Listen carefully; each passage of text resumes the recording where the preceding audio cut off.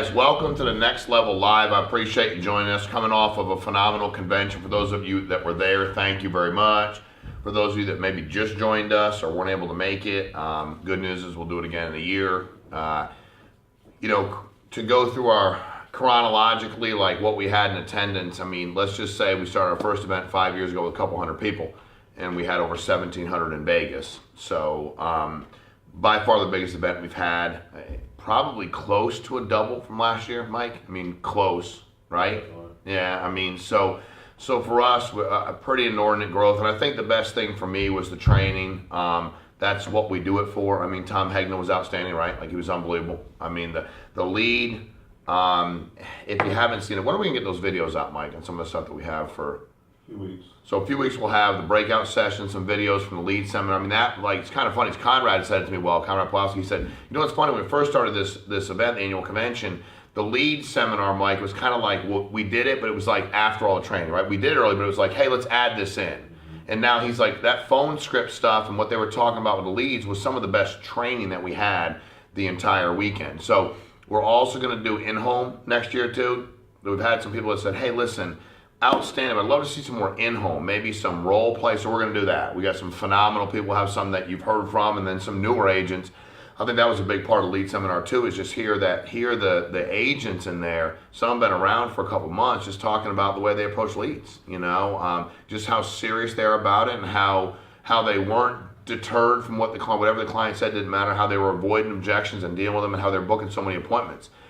EverQuote's been unbelievable. We've obviously had a lot of people that are already using it. We come back from convention, that's gone through the roof. There's phenomenal deals, and a lot of you are already aware of all that. And we have our phenomenal pricing, which has been great for Family First Life.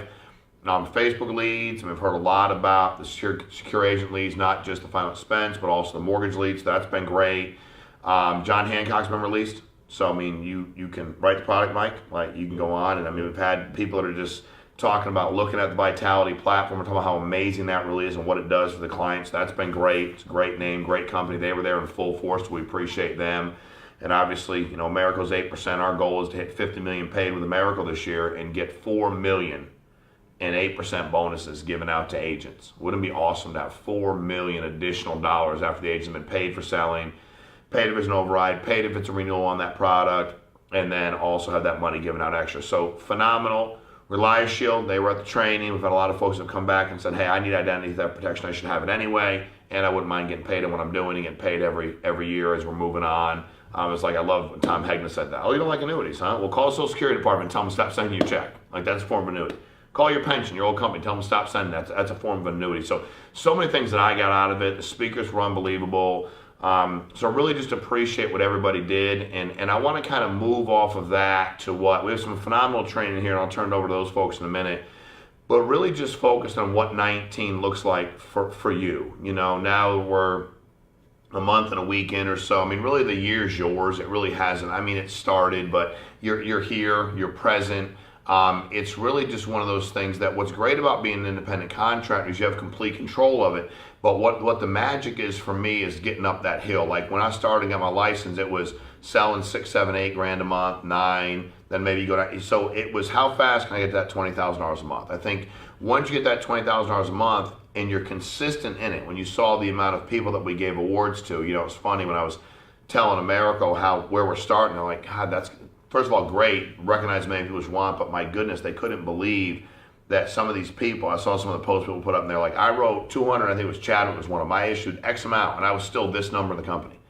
Like, he'd been number one in a lot of, or most companies out there, so, which is great to have, that many people that are working that hard to protect that many families. But really just to sit back and figure out as we're moving forward, what is it you're going to do differently? And I'll say this for a few minutes here and then pass it over to Andrew and some of his folks. What I've learned about business is when you can get great at the little things, I'll give you a few little things. If you're great at them, 2019 will be the best. I mean, I don't know your histories, but will probably be the best financial year you've ever had. And I know that a lot of times we look for something that's got to be so deep. Like, everything's got to be so deep, or somehow we don't feel gratified in doing so. I mean, I think that's the thing about sports. I mean, I think the guys or girls, for that matter, play basketball. The ones that realize that shooting thousands of free throws a week Well, it may not be the most glorifying thing in the world.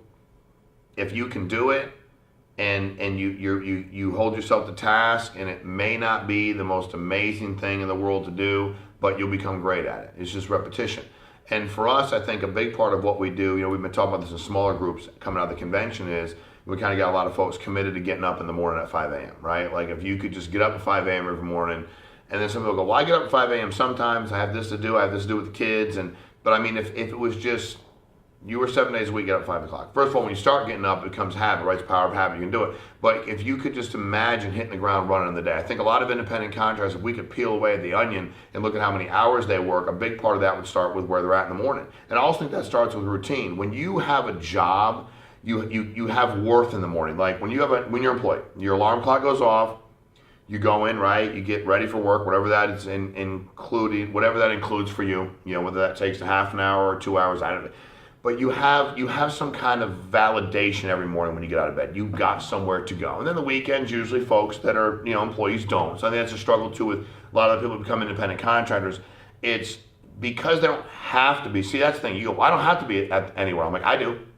I'm an independent contractor. The minute I got my license and the minute I quit my job, I absolutely had to be somewhere at a certain period of time. See, I never spoke about my independence as a contractor differently than I did my job. I was very gratified, but I loved what I had, and I appreciate the fact I was independent. But I never said, like people said to me, well, I don't have to be anywhere, it's hard. No, you do. This is your job. So that was, me, it was a thought process, it was a mindset. I believed that I had to be somewhere by 7 a.m. working. Whether that was dialing the phone down the street, at a park or at a library, whether it was going to an office by 7 a.m., whether it was working on my pending business. Some of you work well at home. If you do, fine, but you have to be very honest with yourself. If you're not selling 20 grand plus a month and you're full time and you work out of your house, my hypothesis is you don't work well out of your home. That's probably a good way to measure that. If you're knocking out 30, 40, 50 grand a month and you're selling and you're making money and if you want to build a team and you're building a team and you're profitable enough to help them out and you work out of your house, keep doing it. All the power to you. You go, well, that's not good for people. No, if it's working for somebody, let them do it. Just because it wasn't good for me doesn't mean it won't be good for you. But at the end of the day, you have to ask yourself that. So I was somewhere by 7 a.m. every day ready to work. Whatever you're doing for your reading, you're working out, whatever it is, I was ready to go. And I think there's a big part of that. I was talking to a guy when I was in real estate. I said, Frank, you get up every morning when you put on a suit. Every morning, no matter if you have showings or not, appointments, you're in the office, phone duty. And he said, Sean, it just makes me feel like I'm a real businessman.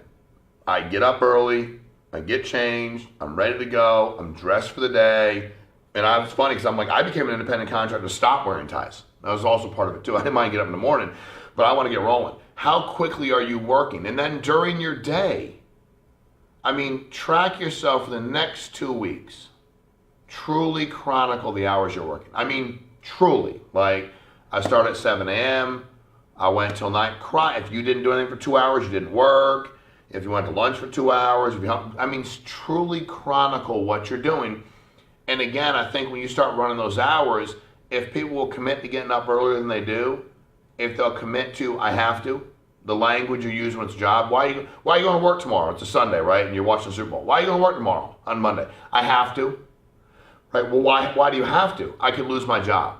Okay, that's cool. All right, so I'm an independent contractor. It's a Sunday, and Monday is a work day. You working tomorrow? No, I don't have to. Well, yeah, you do. You have to, or you're not going to be able to have the financial situation that you want. You have to, unless you decided that you were going to go ahead and work an extra day previously and adjust that. That's different, but you have to. I have to work 40 hours a week. Why do you work 40 hours a week? Because I have to. Okay, as an independent contractor, you have to. So if you're asking me, how do I become successful? They have to be have-tos. These things got to become non-negotiable. When you do all the little things right and you become great at them, you'll dominate. You don't have to do all the hard things really well. Matter of fact, I have no problem with not doing all the hard things really well. I do all the easy things really, really well. So if you can do that, if you can make sure that no matter what, you stay focused on the process. If you know what you're supposed to do dialing, you know what you're supposed to do running appointments, you know what you're supposed to say in the home, don't deviate from that. If it's not working, you're going to tweak some things. At the end of the day, you know your game, you know your program, you know what you have to do when you're out in the field. You got to go do it. When you're out at night and you're running your appointments and so something that comes up, no, I have to run my last appointments. Now for me, when I would say like, okay, why do you have to? Because I have a client and I never know who's going to die. My position was I never ever am going to blow off appointment. Not, just too far away. It's too late because I never know who's going to die. I could never imagine saying that's at 9 o'clock at night. I'm 2 hours away. It'll take me 45 minutes. By the time I get home, it'll be 11:45 midnight. I could never imagine not running an appointment and that person gets sick or dies because I didn't think I had to or I have to. If you can turn all the things that really should be have tos and had tos into those, 2019 will far exceed your expectations. Andrew Taylor, the group you had on stage at the lead seminar was outstanding, and I'm going to turn over to him so you can hear from some of his producers, and a lot of them are newer, and what they're doing, yes, what took away from convention, but also some in-home tips and some things that will help make you much more profitable. Let's make it a big week, a great month, and a phenomenal year. It's your time, all in, but it's have to. I appreciate it, guys. It's all yours, Andrew. All right, good morning, everybody. My name is Andrew Taylor. Thanks for joining us today. I'm the guest host for the Next Level call. We have an exciting topic, and we just came off of a really exciting event. We had our national conference, and I just want to take a minute to thank Sean, Mike, and Family First Life because they paid for the event, 100% for the agent, so it was free. And I got a call today, and the guy goes, dude, that event changed my life. And he goes, I paid $10,000 for an event last year, and this one was way better, and no one charged me for it. That's crazy. And I was like, that's pretty awesome. So I just want to thank Family First Life, thank the staff. They worked like 24 hours straight every day there. Everybody pitched in. It was an awesome event, and look forward to growing again this year and continuing to break records every month. I have three special guests with me. We have Brittany Smart, Elaine Flinchbaum, and Brittany Hall. And today we're going to talk a little bit about the in-home presentation. So at the conference, everyone loved hearing about the leads and how to call them and what to say. And so we decided to take it a little step further and go through what we do in the in-home. Before we do that, I want to introduce them and have them tell you guys a little bit about themselves and what they did to start with Family First Life. So Brittany Smart, we're going to start with you. What brought you to Family First Life and how's it going? Good morning, everybody. Thanks for having me here, Andrew. Conference was amazing. The energy that was there, there was so much good feedback that I got from so many people that attended. It was just a really amazing event. And thank you, Sean. As you said, thank you, Sean, to all the staff. That was my first time attending, and it was something that I will never forget as being a rookie last year. So, and by the way, Rookie of the Year. One of them. Congrats. How much did you issue pay your first year last year? $213,000. Nice. Some change, yeah. So I was actually really, really skeptical about selling insurance. So before I came over to Family First Life, I worked for another insurance company, and I was pretty much like done with selling insurance. I was retiring, and a good friend of mine, Albert Lau, had said, hey, I found this insurance company. I really think that this is a good opportunity. I think you could do well here. And I was really skeptical. I really didn't have a lot going on last year. It was either come to Family First Life or move to Jamaica. So I actually put in a resume. Like, I sent my resume over to like 3 different companies, and they wouldn't hire me. So in Jamaica? In Jamaica. Wow. So I decided to stay here. I thought you were just going on vacation. No, I wanted to move. So I decided to stay here, and it was the best decision that I could have made. Awesome. Were you reluctant, or were you fearful in any way before you came, and did you have any hesitations about anything? I was super hesitant. I drug my feet in the sand for the first 8 months. Honestly, if it wasn't for you, if it wasn't for Jack, if it wasn't for Albert, I definitely would have left. Flying to Connecticut in October, meeting Sean, that totally changed my business. But Jack called me every day. I quit on Jack 3 times, and he literally almost called me every day. And if he hadn't, I probably would have left. Wow, thank you, Jack. Yeah, appreciate you, Jack. All right, Elaine, what about you? So I was first I want to say thank you, Sean, and the staff for putting on the conference. It was really amazing. I love seeing all the new agents that come. You leave there learning something that you knew. So, but I was really hesitant to start insurance. I originally thought it was really like a male-dominant industry, So that kind of kept me from... Clearly it's not. No, it's not at all. And that's when, so when I did start, and then I've been a stay-at-home mom for the last about 8 years. So I was scared to even get back into the workforce. But I'm happy that I did, and I honestly couldn't do it without Trey. So thank you, Trey. And how long have you been selling insurance for? For 4 months. So we got a year and a half with us, 4 months. Yes. And how's your experience been? What have you been doing per month? So it was a little tough going. I'm very part-time because, like I said, I have a family. So my kids, I still take them to school, volunteer at the school and stuff. So I'm able to work my schedule around them. So that was a really nice thing. And last month I issued $20K. So that was exciting. Yes. Part-time? Part-time, yeah. I run 2 days a week and I run about 12 appointments. In the 2 days? In the 2 days, yes. Good for you. Yes. Can't wait to see what you do if you go full-time. Hopefully, soon. All right, cool. And Brittany, what about you? Yeah, I was skeptic. I came from, I was, working in a fire and water restoration company, managing that for the owner, and I was salaried, so my pay was the same every single week. I knew to the penny what I was getting paid, whether I worked 5 hours or I worked 40 hours. So coming into this, where I was going to be, 1099, it was based off of, being in sales and stuff. I was extremely reluctant. I mean, it took me, 2 years before I finally made the jump into FFL full time.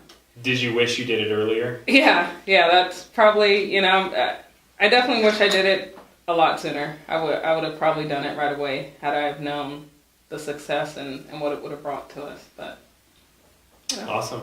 All right, so what we're going to go over today, I'm going to ask you guys some questions. The first one is about building rapport in the home. So a lot of new agents, they probably think like if they book an appointment, when they get there, what do they say and what do they do, And do you build rapport, like, do you pretend like you really like the stuff in their house, or what do you say when you get there? And how do you get them to trust you? Because this is the whole thing is if they trust you, then they're going to let you help them. So we'll start with you, Brittany. What do you do when you get there, like, to build rapport with them and get them to trust you? I think the number one thing for me is familiarity. So when I walk through the door, like if I'm seeing you, Andrew, I'm walking in like we're old friends. I'm sitting close to you. I'm pretty much, when I walk through the door, I take control. I'm already walking toward the kitchen table or wherever it is we're sitting. I'm looking you in the eye. There's a lot of eye contact. I'm smiling, and I come in with a lot of energy. So it's nothing that I do in the home I think is fake. It's all very genuine. And it's just having a genuine conversation. It's not, setting up my stuff and like going to battle. It's just a genuine conversation. I'm here to help you. I think clients generally, they understand that. So your rapport is, I'm here to help you. Yeah. Mm-hmm. Do you say, I like that, picture on your wall? Or if there's something you genuinely like, do you talk about it? Do you talk about their dogs or animals or anything? Or does it have to just be genuine if you're genuinely interested?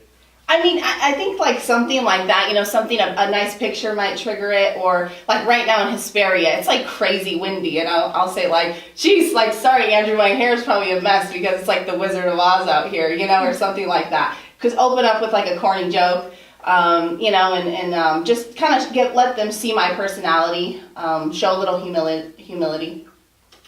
And so you go in, tell them you're going to help them, get set up, be really fluid and genuine, and go through the options for them. And I ask a lot of questions along the way. I don't just start off with taking 10 to 15 minutes to build rapport and tell them how much I like the carpet, how much I like the hardwood floor. I'm not really doing that. I'm building rapport along the way, and I'm asking them questions. I love to know, like, where did you grow up, Andrew? Are you from Hesperia?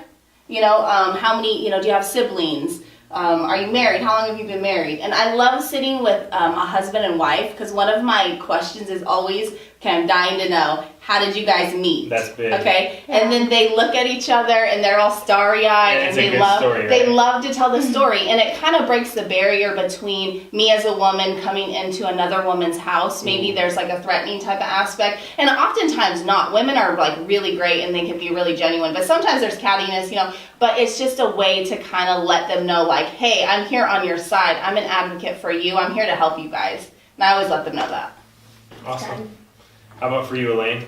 So I'm a little, I guess, old school. When I do come into a house, usually it's the animals, the dogs, the cats that come up to me. Oh, I don't like cats, but I pretend I do. The dogs, they do come up to me, and I'm like, oh, I love your dog. Or they're like, oh, I'm sorry about the dog climbing. And I'm like, yeah, it's okay. I have 2 at home. They sleep with me, no big deal. So I do that. Or if they don't have animals, I'm kind of like, oh, this is such a beautiful area. I love it's such a beautiful home. I try to find anything and ask them how long they've been there. If they're just moving in, I tell them like, oh, how's the move been? I tell them like, oh, I hate moving, having to move all the boxes and everything like that. And then I just go right into my in-home. Yeah. Awesome. Anything that you did, because you've only been working for 4 months, is there anything you did that early on that you had to stop doing? Or Yes, I would talk a little too much, and then I felt like it would take forever. Yeah, it would take forever to transition into the in-home.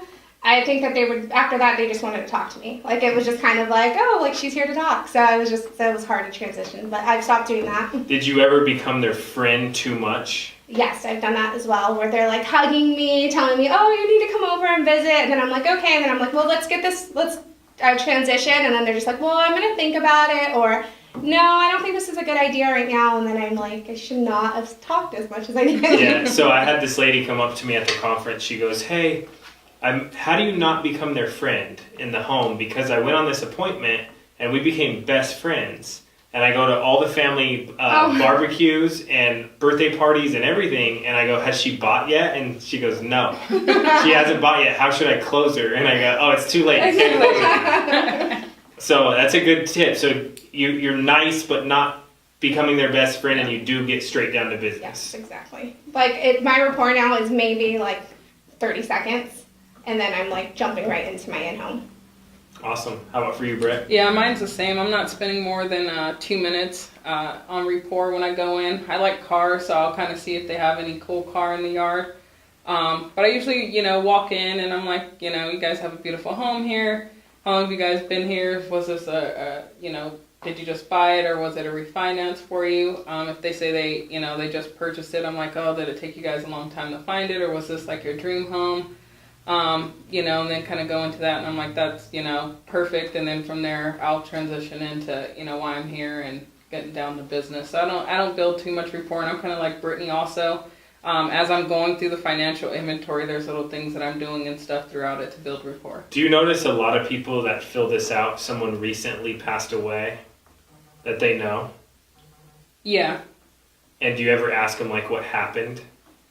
Yeah, I'll ask them if they've ever had anyone who's had this coverage in place and it helped them out, or had someone who didn't have this coverage in place and was in a tough situation, and what that looked like for the family. Does that bring the emotion out?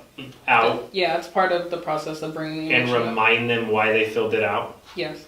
Have you ever noticed that, like, if someone close to you dies, you're freaked out, like you realize how precious life is, but then like a month later you forgot and you're like doing whatever you want, like you're, like you can't die? Yeah, you like go back to routine and normal. And you completely forget. Yeah, so that's why I always try to get them to remember that.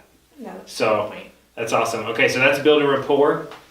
I like to talk about the stuff most people don't talk about, because my whole thing is we want to prepare agents for everything, right? Yeah. Right. We want to tell them the good, the bad, and prepare them to be profitable with, and it's not bad, it's just business. Right. So I want to ask you guys about, after you go in and you help a client, if they call you and they cancel, what's the protocol? Do you try to save it over the phone? Do you go see them? And if you do go see them, what do you do? I'm going to start with you, Brittany. So when that happens, I always answer the phone. Always answer the phone when my clients call. When I am in the home before I leave, I generally put their number in my phone. I always add their birthday, because my commitment to them is you're probably going to hear from me on your next birthday. And I really try to do that. Makes a huge difference too. But not only that, when a client calls me, I actually have their number in my phone. Hey Andrew, what's up? You're my client now. I should have your number. So if Andrew tells me, hey Brittany, something came up, we just our car broke down, we can't afford this policy. Really sorry to hear that, Andrew. No problem. I'm gonna be back out that way next week. I'll see you on Friday. If he tells me he wants to cancel, I don't want to hear anymore. I don't want to hear why or anything. I'm just gonna go straight there because I can save something, I think, better in person than I can over the phone. Have you ever tried to save it over the phone and realize it doesn't work? Yes. I made that mistake probably numerous times. So what if I said, why do I have to come over? Well, Or why do you have to come over? When you got into the insurance contract, Andrew, you signed something, correct? I have a coverage form that releases our liability if you want to cancel your coverage. You're basically saying that you're okay with having no coverage, which is fine, but I'm going to need you to sign that, okay? So I'll be out there on Friday. Yeah, I always go, I'm coming out to get you to sign something to make sure they don't bill you if you don't want it. They go, oh, come on right over. That's good. Yeah, Right now. Yeah, that's really good. Okay. Now, once you get there, what do? So I want to cancel, you show up, what happens? Well, we're probably going to talk about the reason why you took out the policy in the first place. That's what I like to do.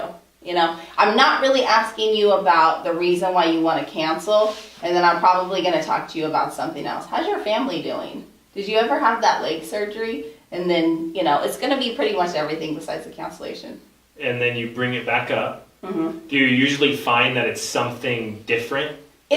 What is it usually? What's usually the reason they want to cancel? In my experience, it's always that clients want attention. And here's the thing, I think I've made mistakes in the past where when I'm in the in-home, I'm crazy about relationships. So I'll say, I'll call you in a week to make sure that I follow up with you and to make sure you receive your policy. Most of the time, 9 times out of 10, if I haven't done that, that's the client that tells me that they want to cancel because I didn't do what I said I was originally going to do. That's good. How about for you? So I was originally really intimidated about cancellations. When people would call me, I would be like, oh no, I'm just going to let them leave a message. And then I'll call them back tomorrow. I wouldn't even listen to the message. I was terrified. So actually, before conference, I had somebody call me. I answered the phone and she said that her husband wanted to go ahead and cancel his policy, and I was just like, okay, well, I'm leaving out of town. I'll be back. I'll call you Sunday as soon as I get back. I'll come out Monday so we can go ahead and cancel it. And so I was just going to call them and cancel it over the phone, but actually when Paul did his training, he said that when he gets I'll think about it, we just moved in, we need to think about our bills, and he was just kind of like, well, usually people in your situation, their family's their first priority. So they work everything else around the life insurance. I was just kind of like, well, I need to position that. So I actually saw them yesterday and I was intimidated, and I actually learned something from Andrew at a training, and you were like, first have them sign a cancellation. So it takes talk about that, yeah. Yeah, so it takes all of because you're not trying to sell them at that point. If you give them something to sign, tell them, okay, it's canceled, they're just kind of like, okay. They feel a little at ease. They feel like you're not trying to keep it. You're not going to force them into keeping it or talk them into keeping it. So I had them sign that, and then I was just kind of like, so what's the reason you guys are canceling anyway? And then the husband was, I just don't believe in life insurance. I feel like I can take this $130 and put it into a savings account. And then I took something from Brian Mendenhoff, and I was just like, okay, so can I be completely honest? I told you I was going to be honest from the beginning, whether we disagreed, agreed, or we were indifferent. And I was just like, are you saving $130 every month just in case something happens to you? And he was just like, well, no. I was like, you're 70 years old and you haven't done it yet. What makes you think you're going to start doing it now? And it was really hard for me because I'm not a huge direct person. Well, his wife was just like, no, we're going to keep it. He was just kind of like, okay. He was just like, well, also, and his wife was like, no, we're going to keep it. She was like, I have an insurance policy. If something happens to me, you're taken care of. She was just like, well, you don't want to get one, but we're keeping it. She's like, even if I have to pay it. Wow. So I was just like, all right, it works. And did you rip up the cancellation letter? I did not do that. I just put an X and put it in my folder. So it worked out really well. So I was like, I was a little intimidated, but I'm glad that. See, I learned something from conference. I learned something from you in the training, so it was really amazing. So you're paying attention. I was. And see how much it helped? It did. I was taking notes like crazy, and I reread the notes, and I was crazy how just even a day later it helped. That's awesome. How about you, Britt? Yeah, I answer the phone. If I don't, it goes to voicemail. I call them back right away, though. I'm never waiting too long. One of my things I tell them is I'll get back to you within 24 hours if you ever do call me. So when they call to cancel, I keep it, really simple over the phone, no problem. I just got to swing back out there to get this taken care of for you. And I just go back out there. I'll bring back out my financial inventory sheet so I can recap over, the details and stuff that we went through, and I'll just, reiterate, kind of like Brittany said, why we got this coverage in the first place. Hey, Bob, you told me, when Mary dies that she was losing $5,000 a month. Like, what's changed since then? What are we going to do? What if we don't get this coverage in place? What does that look like? And most of the time, what I found is it's actually just been a budget issue. Like maybe they went a little bit too high on the premium, and it was a little bit uncomfortable for them. And you can back it down. Yeah, so I tell them no problem. The most important thing is that this is here when your family needs it the most, and the only coverage that's going to be there is the one you guys can afford. So let's go ahead and bring this coverage down so that we can have you guys some coverage in place. And then when I go out and do my annual review, if they're still comfortable with it, then I'll go ahead and add on the additional coverage. What percentage of the time do you save a policy if they wanted to cancel? I'd probably say 60% of the time. Pretty high, right? Yeah. Is it usually something that's like they're confused about that doesn't actually make sense canceling? That's a part too, is, they say like as soon as you leave, they forget like 80% of what you told them. So I'll reiterate, the coverage. Hopefully by that time they actually have their policy in place. So then I'll go through their policy and be like, hey, remember I told you it's got this, and this in it. Because everyone just wants to, they don't understand the coverage, so I reiterate and go through it with them to make sure that they understand everything and that there's no questions. That's awesome. Very good. Yeah, that's really good. All right, so I'm going to ask a kind of a crazy question. Most people would try to hide this, but we've been talking a lot about telling everyone the truth and preparing the right way, and teaching agents how to prepare the right way, and teaching them what to expect. So one of my questions is, what's the biggest chargeback you've ever gotten? I don't know, like 3,600. Okay, were you freaked out? Were you okay with it?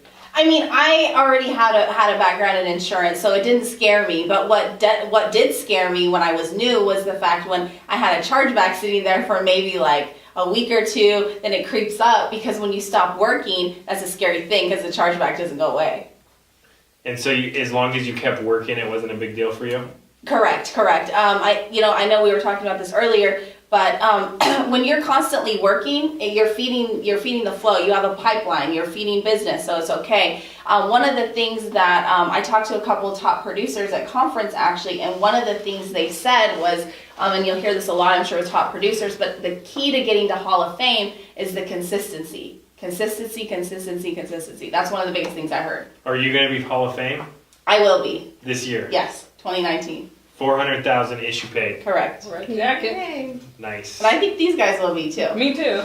I definitely will. All right, Elaine, you're newer. Have you got a chargeback? Has it freaked you out? What's your experience? I did. I got a chargeback. I've gotten like small chargebacks, and I was like, okay, but I got a $2,200 chargeback, and that freaked me out. I was like, what am I gonna do? I'm working for free. But going back to conference, Mark Mead said you have to outwork your situation, and that stuck to me, and now I'm like not going to freak out as much when I get a chargeback. I'm just going to keep working, and hopefully... Now, did it affect your performance, because it bothered you, so it affect your dials, you seeing people? Did it handicap you in a way? I think it did. I was more desperate. I saw that chargeback, and so I think in the home and on the phone... And you think people can feel that? Yes. Definitely. People can definitely feel if you're desperate and you need to make a sale.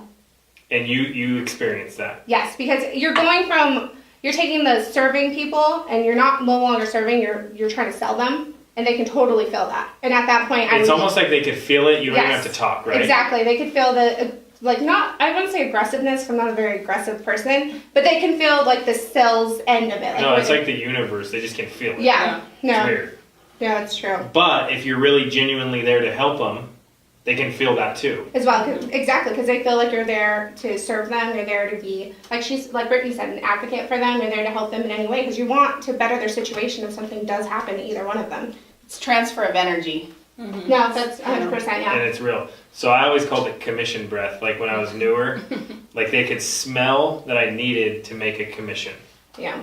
And then What fixed that though was running so many appointments that I wasn't desperate to make a sale because I had more people to see. That's what fixed it for me when I didn't have a lot of money. It wasn't having money, it was having options. Yeah. So increasing my appointments, if I would never feel desperate. If I only had one appointment though, or 2 or 3 appointments, I always felt desperate.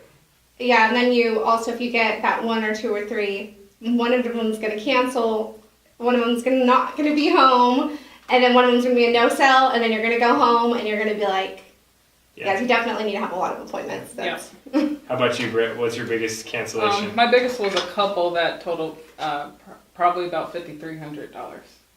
And my first chargeback was scary. I think I called you and I'm like, Andrew, I have to call him and give him my credit card number, and you're like, no, go run more appointments. Yeah. So to be clear, you don't have to pay. You don't have to pay it back. They take it from your future commissions.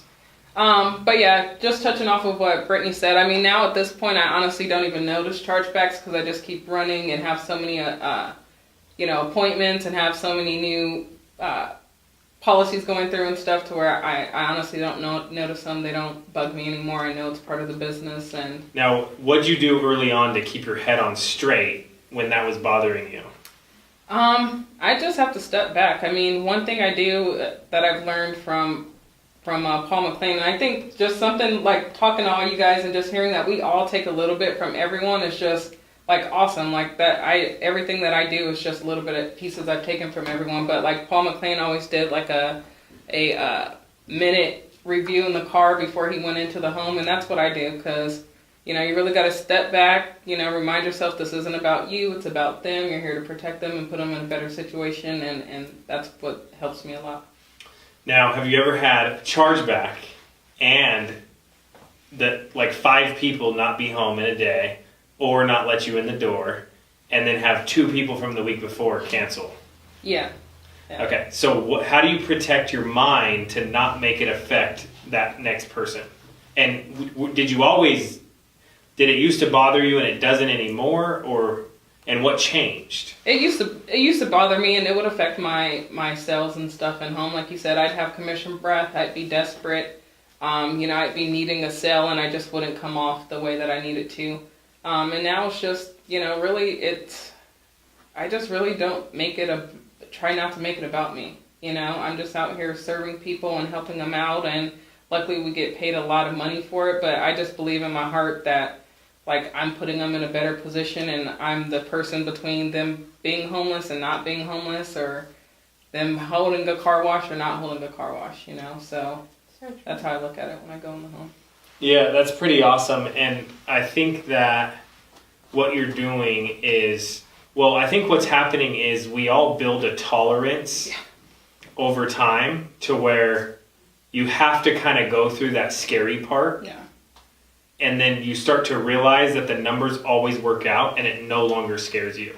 And the reason I like to talk about this is because I like agents to know, because a new agent came up to me at the conference. He's like, how'd you sell so much? And you're so good. You must be so good. And I'm like, dude, I got the same problems you do. I guarantee you I do. I have the same, bad thoughts. I could go, my mind can go to a dark place easily. I can go negative really fast. I have the same people telling me the same things. I have the same no-shows, but I just consistently do it. And over time, I've built a tolerance to where it doesn't bother me if somebody tells me no or cancels, because I know I did everything I could to help them. I go back and I save like 50% of them, and only around 20% of people cancel anyways, right? Mm-hmm. But the ones that do, I go back and see them, and I do everything I can to help them. And if I did everything, I sleep well at night knowing I did everything, right? And the numbers always end up working out. So it's pretty cool to let an agent know it's okay to go through this. And my friend, I don't hang out with him that much anymore, but he was training drinking to go to Cancun for spring break, and every week he would drink a little bit more. So by the time he got there, he could drink more than anybody. And I was like, that's kind of like chargebacks for me. At first it was a big deal, and then my tolerance started getting built up, and it's no longer a big deal. Now I want to tell you guys this. I had a $28,000 chargeback. Okay. Now, I believe this was the best thing that ever happened to me.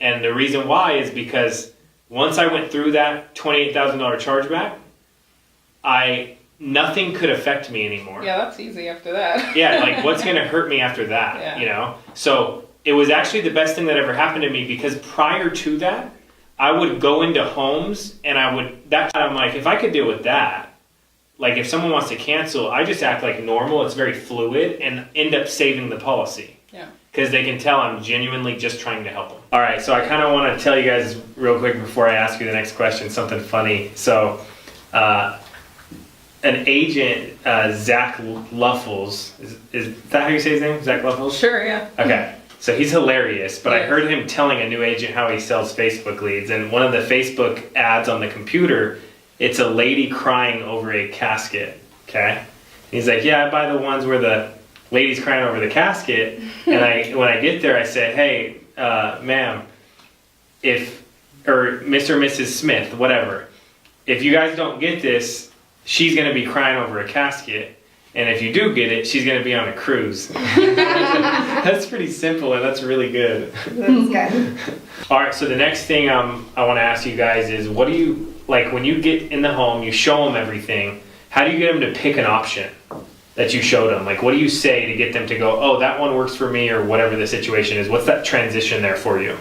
So I write everything out on paper, and I'll show generally 2 to 3 options. Usually it's like 2 options for mortgage protection, and I'll go over the protection, make sure they understand how it works, and then I write out the living benefits, and I usually go pretty hard on the living benefits and explain a lot of that.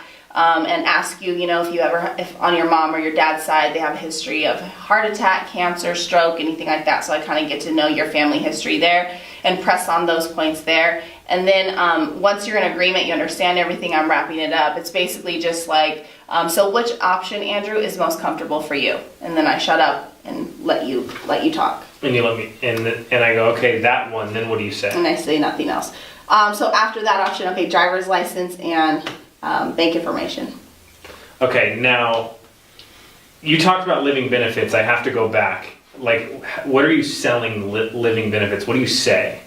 So when I'm not in California, since we can't do a lot of the living benefits for Americo, for HMS in California, I love running business in Vegas, because chronic illness, critical illness, terminal illness, obviously we have in California. Okay. But on my sheet, I write all of that out. So I will put little bullet points: chronic illness, critical, terminal, and then as I'm going through that, I kind of explain all the benefits of that as well. When we're looking at mortgage, I will generally refer to my mortgage plans as equity plans, because they're building cash in it, and at the end of their term, they're getting money back. So I always relate that to leasing versus renting. And you're a homeowner, Andrew, right? So you understand the importance of leasing versus owning, correct? Yes. Correct. So when I show them these, it makes sense, and That's good. And if I say I want that one, you say? driver's license and bank info. Right, that's what you say. I need your driver's license and banking info. Yeah. And they go, okay. Yeah, because I've already explained to them at the beginning of the presentation what I'm there to do. We're going to go over your medical history. I don't do the sales or the billing part, Andrew. I just help you get qualified. If we can find something today that matches your needs and your budget, I'm going to help you take an application to see if we can get approved. Now, I don't know right now if we can get approved, but I can get you approved before I walk out of your home. Nice. All right, how about you? So I just go, when I'm trying the 3 options, I show 3 options, and I just tell them, I think I got it from Paul. I don't, like I said, I'm a local field underwriter. I can't get you a final decision today. So if we do find which one of these, if you were to qualify, which one of these would make the most sense to you? And then I show them the 3 options, and they pick one. And then I go, okay, so we're going to go ahead and put a request for coverage in. I need to see your driver's license, and I need either a voided check or you can know your account information. That's fine as well. Awesome. How about for you, Brett? I write down all the options, kind of like her. Like if I'm selling like Eagle Premier, I'll write down 30,000 for the levels, 30,000 for the accidental, 30,000 for the common carrier. So I try to write down as many points to it as possible. I'll even write down level payments, 20 years, pay out all that, get them to agree, say yes and stuff, that they understand all that. And then my process is I'll tell them, look, I can't make any final decisions. I don't know if you're going to be approved or not. But the goal is to, if you are approved, is to find the one that fits your needs and your budget. Because what most people need to think about is not whether they need the coverage or not. We've already established that if you die, your wife's going to be in a bad situation. Most of what they need to think about is what their budget is. So which one of these fits your budget? And if you're approved, then we can go over the different options. Does that put them at ease when you're saying, like, let's make it affordable for you? Yeah, I tell them. You feel like it does? Because you're not saying, let's spend the most money possible. You're saying, make sure this is affordable. Right, and even if, like, sometimes they're going for the high one, but they're a little bit iffy, I'll say, you know what? Most people in your situation, they go with the middle one, and they keep it for, a few months, and then they determine if they want to raise it, because it makes more sense to start here than to start too high and not be able to keep it in place. And then I think by saying, we can't make any final decisions, and then by saying, by taking that off the table, like, most people need to think about it. It's not whether they need the coverage, it's usually budget issues. That's helped me release a lot of that I need to think about it option, because I just literally told you need to think about it, so. That's good. good. That is really good. Yeah, so it's just taken me back to, like, all these appointments when I would go, Mr. and Mrs. Smith, let's assume you had the worst month ever. Your son broke his arm. You got a flat tire. You need to get a rental car. Is this option still going to be comfortable for you? And what's funny is they start selling me on how they can afford more, right? Yeah. And they're like, no, I can do the bigger one. But the whole point is you're really trying to help them keep something long term, so they trust you, right? And then they want to buy from you. All right, so we got a lot of a couple other really good questions. So I want to get through this next one because I think it's the most popular, and it is the good old, what do you do when they say, hey, Brittany, thanks for coming. You're awesome. Come back to my barbecue next week. You're part of the family now, but we need to think about it. I actually hate barbecues, Andrew. Yeah, we need to do this today. Is that really what you do? Yeah. No, I'm just kidding. Well, I kind of want to know, like, okay, we've been in agreement so far, Andrew. You understand how not having this impacts your family. You obviously knew that you guys really needed this when you sent in the form. So what is it that you need to think about? So generally I'll ask open-ended questions because I want to know what's going on in your head. And a lot of people, I've realized, won't tell me it's the money. It's like really the money number one, but it's like the fifth or sixth thing they're going to tell me until we finally just have a conversation. And usually it's just a conversation. Do you ever say, is there anything you can reallocate, like money you spend at the gas station every week on snacks, or beer, or lotto tickets, or is there anything you can not spend money on so that you can do this because we've established how important this is Absolutely, for you? that's really good. Mm-hmm. So you do kind of paint that picture for them? Yep. Now, if you're using the return of premium, do you go, hey, this is a savings account anyways? Yep. Yeah, so this client that I had a few weeks ago, he goes, well, I'll just save that money because I want access to it. And I go, okay, how much money do you have in savings? He goes, about, 2,000. And I go, okay, you're 52. So this is actually good for you because you don't need access to your money because you need it for when you retire. Yeah. Right? True. So this is actually good for you that you don't have access to the return of premium. And he's like, you know what? That's a good point. I need to put money aside that I can't touch. Mm-hmm. He goes, let's go ahead and do this. Aside from the protection, he's saving money with the return of premium option. And it is true when clients sometimes give you that objection of I need to think about it. Sometimes we haven't done our jobs and really identifying what it is you really need. Maybe I'm overshooting the moon, or maybe I'm not even showing you enough coverage and you're underwhelmed. So really understanding what a client needs is really going to help at that end when you're closing to not get that. So like cancellations, I was also really intimidated by it. I had to think about it. I think the first few appointments where I had to think about it, I was like, okay, I'll call you in a week, and I'd leave, and then I'd never call again. So now I'm just kind of like, okay, well, there's really nothing that you need to think about. There's some clients that I'll let them know that they've been approved in the home. I'd be like, oh, they've been approved to you. I kind of go off of how the conversation's going. But majority of my clients, I tell them, I'll call you once I'm going to know in about a week. And I'll call you whether or not you've been approved or not. And then I was like, if they approve you, they'll mail you the policy. But when I get that, I'm like, there's really nothing to think about because we need to figure out if you're even approved. If they do decide to approve you and qualify you, then we'll go ahead, they'll mail you the policy. I was like, call me as soon as you get the policy. I'll come out, I'll go over the policy with you.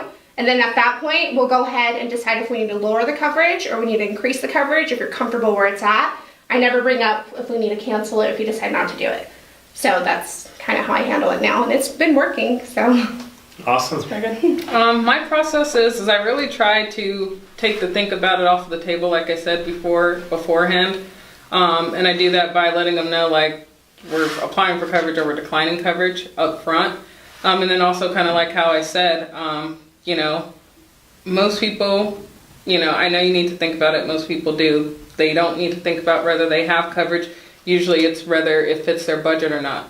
So what I need you to do is pick the no-brainer number, the one that's not going to give you like night sweats, make you vomit when you think about paying it every month, like the one that's going to be comfortable with you because the most important thing is that this fits your budget. So that's how I usually approach it. I think one thing that's really helped is like me addressing things, like me saying things like they need to think about it. I'm sure, you know, you need to think about it. It's usually about budget, putting that on the table beforehand because I really take the power away from it. When I was in a debating class, because I was going to be a lawyer, that was the one thing. Look like a lawyer. That was the one thing that they used to tell us was that you have to acknowledge what your opponent's going to say to you because it takes the power away from it. So if you bring it up before they can bring it up, then it takes the power away. Kind of like in 8 Mile, you know? That's exactly what I was thinking. I was really kind of like Eminem. Yeah, exactly. Awesome. All right. Really quick, you sold your first Relia Shield policy to yourself. Can you talk about that? Yeah, I just needed to get the protection. I mean, I think identity theft is like the #1 crime, like nationally across the board. So it's important. It's super cheap. It's like $8 a month, and they check your credit report, your credit score. They make sure if there's any fraudulent or dings against you. And if you ever have any fraudulent cases, they'll actually, you know, reimburse you and give you the money and stuff for it. So it was a no-brainer. And it's 50% off if you're an agent to sign up. So they'll actually send you 50% of your money back if you sign up as an agent. Mm-hmm. Can you talk really quick about how to actually write one? What's the process like? How simple is it? It was really simple, actually. All it asked for up front was my name, date of birth, and the debit card or credit card that I was paying with, and then it sent me an email, and then from the email I just logged back in and entered in my social. You can enter in whatever information you want, so you can put your driver's license number on there, your social. If you're doing the family plan, it'll send an email to your spouse if you want to add your kids on there. But it was literally like 5 minutes. It was the easiest thing I've ever done. And how are you going to add that in the in-home to help your clients? I'll just tell them, I'll ask them, you know, have you had anyone who's been a victim of identity theft, whether they've had like their debit card, you know, stolen or account number or anything? I'm sure we all have. I mean, so I'll just ask them that and just tell them, look, to protect your family, it's, you know, $7-8 a month, and you'll be protected. You'll never have to think about it. Yeah, and so what I'm going to do is I'm going to say, you know, we can give you insurance and this identity theft protection and I'm going to total it up and show them what the total is as a package. And the reason is because, number one, a lot of people need it. Number two, it's not that much extra money, and it actually brings more value to what you're giving them, right? Yep. And so I signed up myself. It's very, very easy. Now the cool thing is the commission. So you get to help them, but you get paid 25% commission every single year for as long as they keep it, which I had LifeLock before I switched over because it was better and more affordable. I had LifeLock, and I've had it for years and years and years and years. I would never cancel it. It's $8 a month. Wow. Now it's $8 a month, but you can get a family plan. You can add your kids. It can be $50 a month for everybody, and well worth it. And it also does certain things. It monitors your kids' social media, not social security. Your kids' social media. And if somebody says a bad word on your kid's social media or anything really weird, it actually sends it to the parents. There's a whole bunch of extra features that are definitely worth it. That's really cool. But also putting more money in agents' pockets and creating small little things like annuities or whatever, like retire little things. This can be, over the next 20 years, you write thousands of these, you're going to have millions of dollars in renewal income coming in. So it's pretty exciting.